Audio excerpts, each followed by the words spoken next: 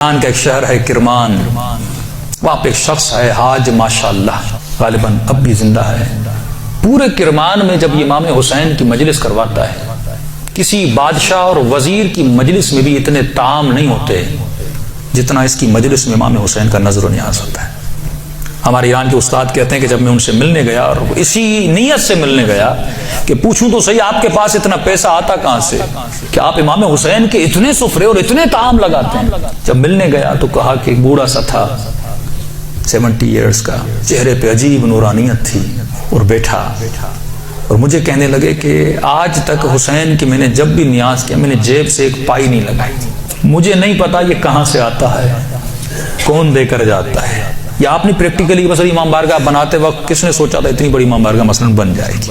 جب آپ اہل بیت کا کام کرتے ہیں تو ایسے لوگوں کی مدد آتی ہے، کیونکہ کام جب ان کا ہے تو میں کیوں گھبراؤں؟ کہ پھر بھی یہ کیسے ہوا؟ میں نے آپ کے بارے میں بڑی چیزیں سنی۔ اس نے کہا کہ آج سے تقریباً 50 سال پہلے میرا کام تھا نجاری کا، جو لکڑیاں بناتے ہیں نا، لکڑی کا کام کرتا تھا، اور میری بڑی الفت تھی، محبت تھی امام حسین سے۔ زندگی عشق حسین کے محور میں گھومتی تھی۔ میں لکڑی کا کام تو کرتا تھا، لیکن میں بڑی محنت کر کے لکڑی کے ممبر بناتا تھا حسین کے لیے، مسجدوں کے لیے ممبر بناتا تھا، تعزیہ بناتا تھا، تابوت بناتا تھا، علم بناتا تھا، جس بھی مسجد کا کام ہو سب سے پہلے وہ کرتا تھا پورا سال۔ اس کے ساتھ ساتھ تھوڑے تھوڑے ہاسپٹلز کے کام بھی کرتا تھا۔ ایک دن کام کرتے کرتے اچانک مجھے اپنی کڈنیز میں بہت تکلیف ہوئی۔ میں نے درد کو دیکھے اندیکھی کر دی، 2-3 ہفتے گزرے، تکلیف بڑھتی گئی، یہاں تک ایک دن اتنی تکلیف ہوئی ہوش ہو کے گر گیا۔ مجھے ہاسپٹل لے جایا گیا، ڈاکٹرز نے مجھ سے کہا کہ کب سے تکلیف ہے؟ میں نے کہا 2 ہفتے سے تکلیف پڑ گئی۔ انہوں نے کہا جلدی جا کر اپنے یورین کے ٹیسٹ دو۔ جب یورین ٹیسٹ دینے گیا تو میرا یورین ہی نہیں آ رہا تھا۔ پھر ڈاکٹر نے ایک انجیکشن لگا، کہا آج کے بعد گھر چلا جا، نہ تجھے چلنا ہے نہ تجھے کام کرنا ہے، بس بستر پہ سیدھا ہو کے لیٹ جا۔ کہ جب گھر پہنچا، پہنچتے پہنچتے میرے پاؤں پھول گئے۔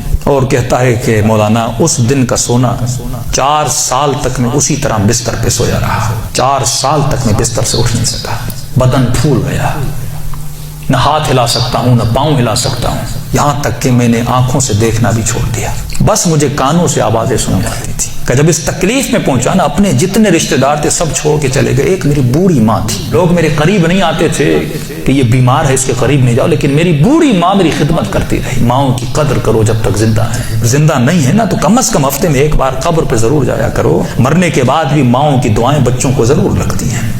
کہ اس ماں نے میری خدمت ایسے کی جیسے میں بچہ تھا۔ کہ ایک دن مجھے یہ ہو گئے ہاسپٹل آنا جانا، بدن بہت پھول گیا، کھال بالکل نرم ہو گئی۔ کہ ہاسپٹل لے جایا گیا، ڈاکٹر نے جب مجھے پلٹا تو میری پیٹھ پہ کیڑے پڑ چکے تھے کیونکہ بدن نرم ہو چکا تھا۔ میری ماں ڈاکٹر کو کہتی تھی بیٹے کو پانی پلاؤں، کہتا تھا نہیں، بس چمچ کو گیلا کر کے اس کی زبان پہ رکھو۔ کہا 4 سال میں نے وہ پیاس چکھی جس کو سوچ کے میں حسین پہ روتا تھا۔ شدت پیاس میں میں نے بس دل میں نے حسین حسین حسین کو پکارا، اپنے آقا کو۔ میں نے امید نہیں توڑی، حسن ظن تھا میرے آقا حسین پہ، بس یہی کہتا تھا مولا میں آپ کے ممبر بناتا ہوں، مولا میں آپ کے تعزیے بناتا ہوں، مولا مجھے یقین ہے کہ آپ مجھے ضرور بچا لیں گے۔ کہ جب آخری دن ہاسپٹل میں گئے تو ڈاکٹرز نے میری ماں کو کہا بس یہ چند دن کا مہمان ہے، اسے گھر لے جاؤ۔ کہ یہ میں نے آواز سنی اور سنی تو میں رو پڑا۔ کہ امام حسین 4 سال سے آپ سے امید لگا کر بیٹھا، مولا کیا آپ کا عاشق اسی طرح مر جائے گا؟ دنیا کیا کہے گی حسین کے ممبر بناتا تھا اور حسین نے اسے شفا ہی نہیں دی۔ کہ میری ماں نے گھر کے سرداب میں لا کر مجھے سلا دیا۔ کہ وہ دن تھے محرم کے دن، پہلی محرم ہوئی، میری ماں نے جلدی جلدی گھر میں صفائی کرنا شروع کی اور نیچے آئی، کہنے لگی میرے لال محرم شروع ہو گیا ہے، اب میں تجھے حسین کے حوالے کرتی ہوں، میں جاتی ہوں مجلس سننے۔ کہتا ماں یہ کہہ کر چلی گئی، اس سرداب میں سو رہا تھا۔ 4 محرم کی رات آئی، آج بھی اس کا گھر موجود ہے، سب کچھ ہے۔ 4 محرم کی رات آئی، میں نے دیکھا کھڑکی سے ایک پرندہ اندر آیا۔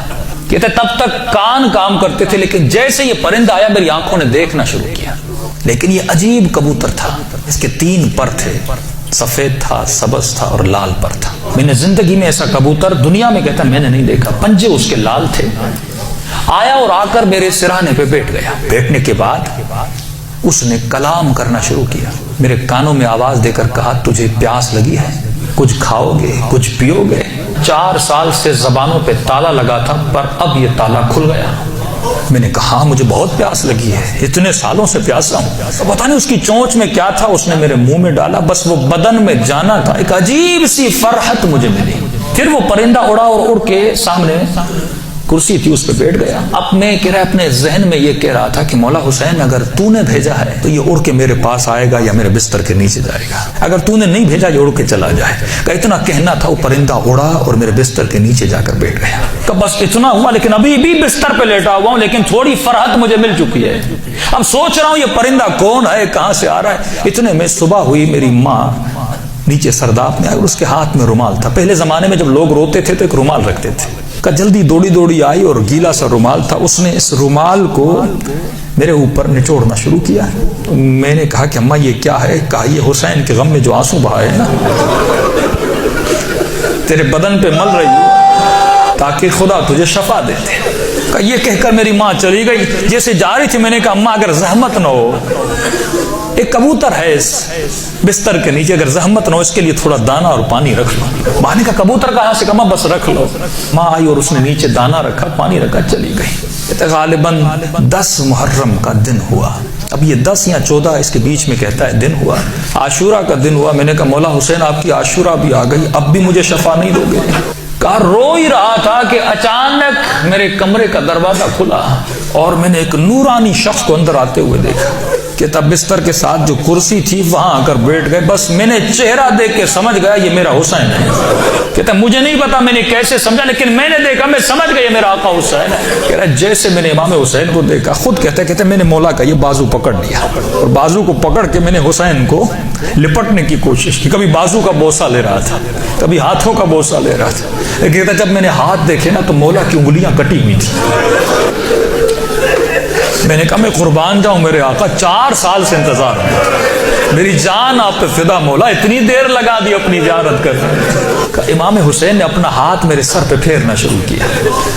کہا آج ماشاءاللہ ہم آ گئے, ہمارا انتظار تھا, ہم آ گئے, تیرا انتظار ختم ہو گیا, بتا تجھے کیا چاہیے. میں نے کہا میں نہیں بتاؤں گا, آپ کو پتا ہے مجھے کیا چاہیے. آپ میرے حال کو دیکھ رہے, میں زبان سے کچھ نہیں مانگوں گا, آپ کو پتا ہے کہ مجھے کیا چاہیے. اتنا کہنا تھا, حسین نے میرے وجود پہ ہاتھوں کو پھیرنا شروع کیا. میرے ہاتھوں کو پھیرا, میرے کاندھوں کو پھیرا, میرے جسم پہ ہاتھ لگائے. کہا آج ماشاءاللہ جو تجھے چاہیے تھا حسین نے دے دیا. میں نے کہا آقا آپ کا بہت شکریہ. کب مولا میں نے ایک نظر کی تھی. کیا کی تھی آج ماشاءاللہ؟ مولا میں نے نظر کی تھی اگر آپ مجھے شفا دیں گے میں 10 دن آپ کا نیاز کروں گا, 10 دن مجلس کروں گا اور 10 دن آپ کا نیاز کروں گا. امام حسین نے کہا آج ماشاءاللہ 10 دن اپنی طرف سے کرنا, 8 دن میری طرف سے کرنا. کہا مولا 8 دن کس چیز کے؟ کہا آج ماشاءاللہ 10 دن تو حسین کے لیے کرے گا اور 8 دن میری طرف سے میری اماں زہرا کے لیے کرے گا. کہتا یہ کہہ کر حسین چلے گئے اور جب چلے تو میں رونے لگا.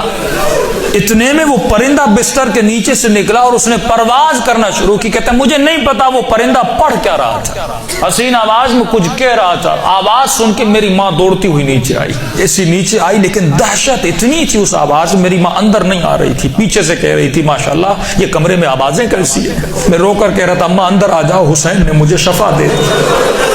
کہ یہ بوڑھی ماں دوڑی آئی, کبھی دائیں دوڑ رہی ہے کبھی بائیں دوڑ رہی ہے, کہاں ہے میرا آقا حسین؟ کہا میں بستر پہ بیٹھا تھا, وہ سوجن ہر چیز ختم ہو گئی. کہ یہاں تک وہ کبوتر پرواز کر کے چلا گیا.